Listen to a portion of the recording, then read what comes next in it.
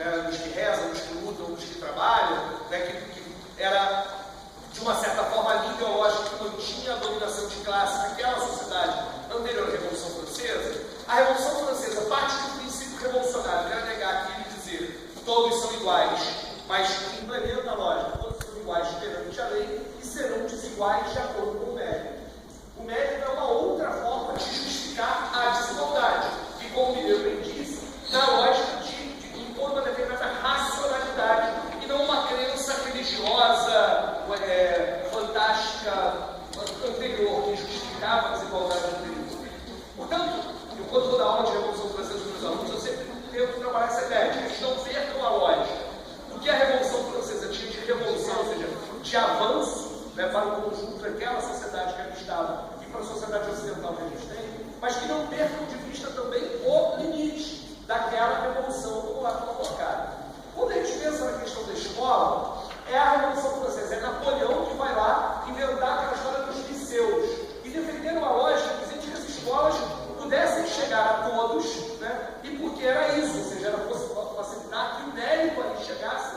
Então você está pensando, inclusive, uma figura representante mesmo dessas classes altas do governo, que é o povo do Napoleão, que vai pegar a ideia de liceus que é anterior e difundir isso como determinado princípio de escola pública. Mas quem vai fazer o contraponto, entender o limite daquela escola baseada no mérito, que é o liceu napoleônico, é a Comuna de Paris.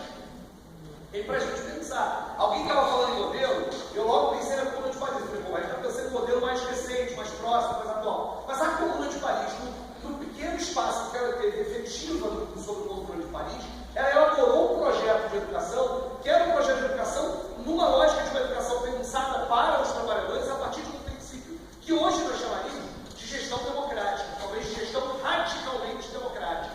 E que talvez seja um negócio interessante de recuperar. O Roberto Ler tem feito essa fala, em alguns momentos eu tenho sempre tentado instar a escrever sobre a Comuna de Paris, para a gente poder estar discutindo essa coisa toda.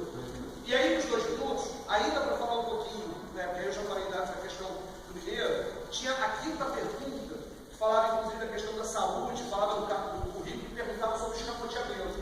Essa é uma outra coisa que a meritocracia possibilita. O fato dos governos poderem dizer agora o Estado do Rio é a 4ª melhor educação, ou a Receita dizer nós temos a melhor educação, aí você tem que dizer nós temos a melhor, é escamotear as dificuldades, porque na verdade eles estão partindo de um princípio de que aquele método, que aquela meta, que aquele númerozinho é a correspondência imediata da qualidade da educação.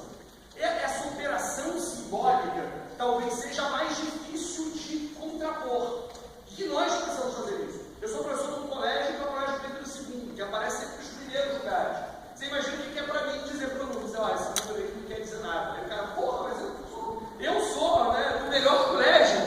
Você até é, mas não é por causa desse número. E isso é difícil fazer, mas a gente precisa fazer isso.